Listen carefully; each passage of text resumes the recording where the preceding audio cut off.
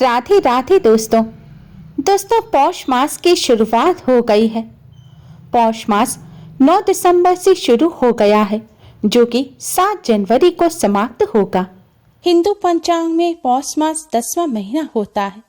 हिंदू धर्म ग्रंथों के अनुसार इस माह में भग नामक सूर्य की उपासना की जाती है। शास्त्रों में धन, ऐश्वर्य, धर्म, यश, ज्ञान, वैराग्य को भग कहा गया है। इससे युक्त होने वाला भगवान है। धर्म ग्रंथों में पौष मास के भग नामक सूर्य को परब्रह्म का स्वरूप माना गया है। पौष मास भगवान सूर्य को समर्पित होता है। भगवान श्री कृष्ण ने स्वयं पौष मास में सूर्य देव की उपासना का विशेष महत्व बताया है। भगवान श्री कृष्ण के अनुसार उच्च पद और मान सम्मान की प्राप्ति के लिए व्यक्ति को सूर्य देव की उपासना अवश्य ही करनी चाहिए। स्वयं भगवान राम, स्वयं भगवान श्री कृष्ण सूर्य देव का पूजन किया करते थे। विष्णु पुराण में बताई गई खास विधि और नियम से सूर्य देव की पूजा करने से सूर्य देव अति शीघ्र ही प्रसन्न हो जाते हैं।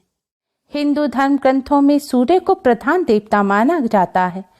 पौष मास में सूर्य उपासना और अर्घ्य देने का खास महत्व है। मान्यता है कि पौष मास में सूर्य उपासना से स्वास्थ्य ठीक रहता है। सूर्य की पूजा से लंबी उम्र और निरोगी काया का वरदान भी मिलता है। पौष मास सूर्य देव को समर्पित होता है। पौष माह में मुख्य रूप से सूर्य देव की आराधना की जाती है। मान्यता है इस महीने में सूर्य देव की विधि विधान से पूजा करने से ऊर्जा और सुख समृद्धि की प्राप्ति होती है। इस महीने में मध्य रात्रि की साधना लाभकारी मानी जाती है। इसके अलावा इस महीने में गर्म वस्त्रों का दान करना उत्तम माना गया है। इस माह में लाल और पीले रंग के वस्त्र पहनकर सूर्य देव की उपासना करनी चाहिए। वैसे तो इस माह में रोजाना ही सूर्य देव का विशेष रूप से पूजन किया जाता है, लेकिन पौष मास के रविवार को सूर्य देव का पूजन अवश्य ही करना चाहिए। नवग्रहों के राजा होने से सूर्य देव समस्त राजकीय कामकाज के कारक हैं। राजनीति में कोई भी सूर्य के आशीर्वाद के बिना सफल नहीं हो सकता। सरकारी नौकरी, उच्च पद, यश, मान, सम्मान सूर्य देव ही प्रदान करते हैं। जिनकी कुंडली में सूर्य की स्थिति अच्छी हो उन्हें सब सहजता से मिल जाता है, जबकि कुंडली में सूर्य कमजोर रहने पर इन सब के लिए कठिन संघर्ष करना पड़ता है। पौष मास में सूर्य देव की नियमित पूजा अर्चना कर सूर्य देव की कृपा प्राप्त की जा सकती है। मान्यता है कि पौष माह में सूर्य की 11,000 रश्मियां एक साथ प्रभावी हो उठती हैं। यही कारण है इस माह में सूर्य की किरणों से विशेष तेजस्विता और आरोग्य प्राप्त होता है। दोस्तों, अगर आपको कोई रोग हो या आपकी नौकरी या व्यापार में कोई समस्या चल रही है या आप में आत्मविश्वास की कमी है, आपके बनते हुए कार्य बिगड़ जाते हैं, तो पौष माह में आपको सूर्य देव की उपासना अवश्य ही करनी चाहिए।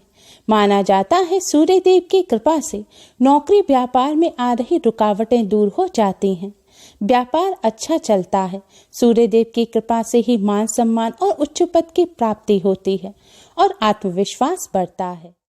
शास्त्रों में सूर्य देव को प्रसन्न करने का सबसे आसान उपाय बताया गया है सूर्य देव को अर्घ्य देना। सूर्य देव को रोजाना अवश्य ही अर्घ्य देना चाहिए। अगर रोजाना ना दे सके तो कम से कम रविवार के दिन सूर्य देव को अर्घ्य अवश्य ही देना चाहिए। अर्घ्य देने का मतलब है सूर्य देव को जल चढ़ाना। रविवार का दिन सूर्य देव को समर्पित होता है, इसलिए इस दिन सूर्य देव का विशेष रूप से पूजन अवश्य ही करना चाहिए। सूर्य देव को जल देने के शास्त्रों में कई नियम बताए गए हैं। अगर सही विधि से सूर्य देव को जल दिया जाए तो सूर्य देव अति शीघ्र ही प्रसन्न हो जाते हैं। सूर्य देव को जल चढ़ाने का एक समय होता है। सूर्य देव को सूर्य उदय के समय जल चढ़ाना चाहिए, लेकिन अगर आप किसी कारणवश सूर्य उदय के समय सूर्य देव को जल नहीं चढ़ा सकते तो सूर्य उदय होने के 1 घंटे के अंदर सूर्य देव को अर्घ्य दें। आप चाहें तो सुबह 8 बजे तक भी आप सूर्य देव को अर्घ्य दे सकते हैं। सूर्य देव को जल देते समय आपका मुख पूर्व दिशा की तरफ होना चाहिए। कई बार कोहरे और बादल की वजह से सूर्य देव नजर नहीं आते।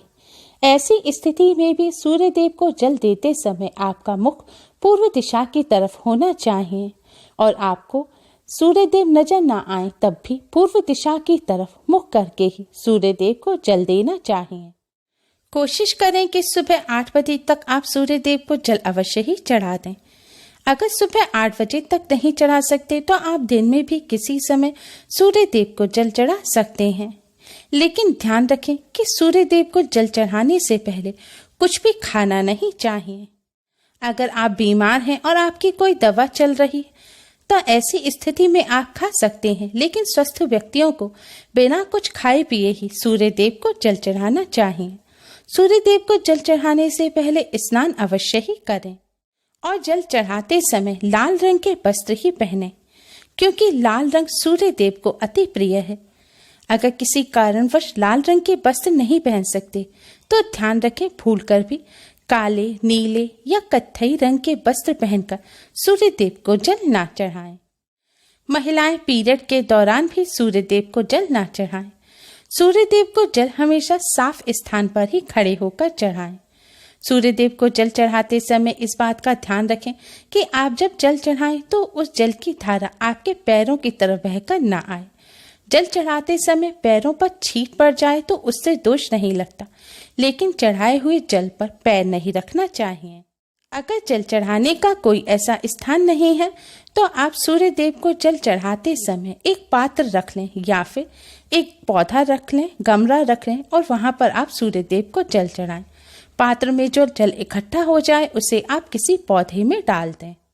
सूर्यदेव को जल चढ़ाते समय इन नियमों का विशेष ध्यान रखें। सूर्यदेव को जल हमेशा सही विधि से चढ़ाना चाहिए।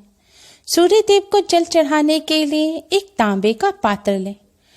तांबे के लोटे में आप शुद्ध जल भरें। तांबा सूर्यदेव की धातु है और सूर्यदेव को हमेशा तांबे के लोटे से ही जल चढ़ाना चाहिए। इससे सूर्यदेव की कृपा प्राप्त होती है। तांबे के लोटे में जल भरने के पश्चात इस लोटे में थोड़ा सा गुड़ अवश्य ही डाल लें। गुड़ भी सूर्यदेव को अति प्रिय है। गुड़ से सूर्यदेव का पूजन करने से सूर्यदेव अति शीघ्र ही प्रसन्न हो जाते हैं। सूर्यदेव की कृपा प्राप्त करने के लिए जरूरतमंद व्यक्ति को गुड़ का दान भी अवश्य ही करना चाहिए।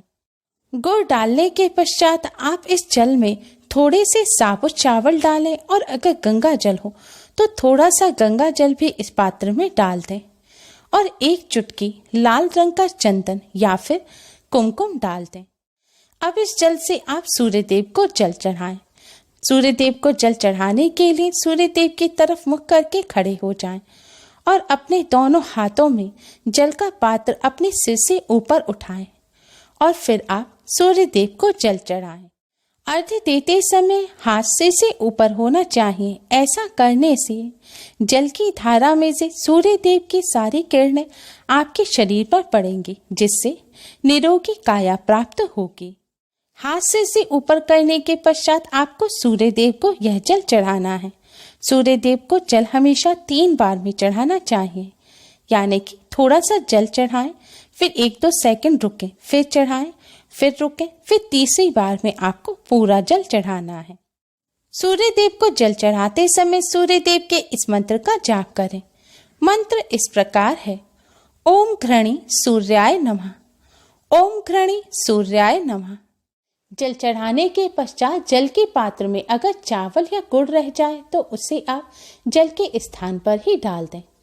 जल चढ़ाने के बाद अब आप अपने स्थान पर ही खड़े होकर 7 बार घूमकर सूर्यदेव की परिक्रमा करें। परिक्रमा करने के लिए आपको अपने स्थान पर ही खड़े होकर 7 बार क्लॉकवाइज घूमना है। क्लॉकवाइज यानी कि जिस तरह घड़ी की सुइयां घूमती हैं, आपको उसी तरह अपने स्थान पर खड़े होकर ही घूमना है और घूमते समय भी आपको ओम घृणी सूर्याय नमः मंत्र का जाप करते रहना है। जल चढ़ाने के पश्चात आप सूर्यदेव को प्रणाम करें। दोस्तों, इस तरह सूर्यदेव की पूजा करने से सूर्यदेव की कृपा से आयु, आरोग्य, धन और सौभाग्य का वरदान प्राप्त होता है। उच्च पद की प्राप्ति होती है, मान सम्मान मिलता है। सूर्यदेव को इस तरह जल चढ़ाने से नवग्रह का भी आशीर्वाद प्राप्त होता है।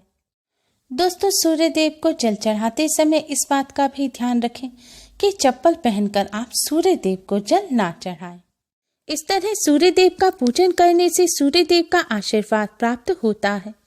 सूर्य देव की कृपा प्राप्त करने के लिए आदित्य हृदय स्तोत्र का भी पाठ करना बहुत ही फलदायी होता है। पौष मास में सूर्य देव की उपासना से स्वास्थ्य, सुख और संपन्नता प्राप्त होती है, इसलिए सूर्य देव की पूजा अवश्य ही करनी चाहिए। पौष माह में अदरक, अजवाइन और लौंग का सेवन करना चाहिए। बासी भोजन बिल्कुल नहीं करना चाहिए। इस माह में नमक का सेवन कम करना चाहिए। चीनी की बजाय गुड़ का सेवन करना चाहिए। अधिक से अधिक लाल या पीले रंग के वस्त्रों को पहनना चाहिए, क्योंकि यह रंग सूर्य देव को अति प्रिय है। दोस्तों, पौष माह में इन सभी नियमों का पालन करते हुए सूर्य देव का पूजन करें, जिससे आपको सूर्य देव की कृपा प्राप्त हो। उम्मीद है आपको हमारी ये वीडियो पसंद आई होगी। प्लीज़ लाइक करें। हमारे इस वीडियो को अपने फ्रेंड्स और रिश्तेदारों में ज़्यादा से ज़्यादा शेयर करें, जिससे वह भी इसका लाभ उठा सकें। हमारे और भी वीडियोस के लिए हमारे चैनल को सब्सक्राइब करना ना भूलें। Thanks for watching. Radhe Radhe.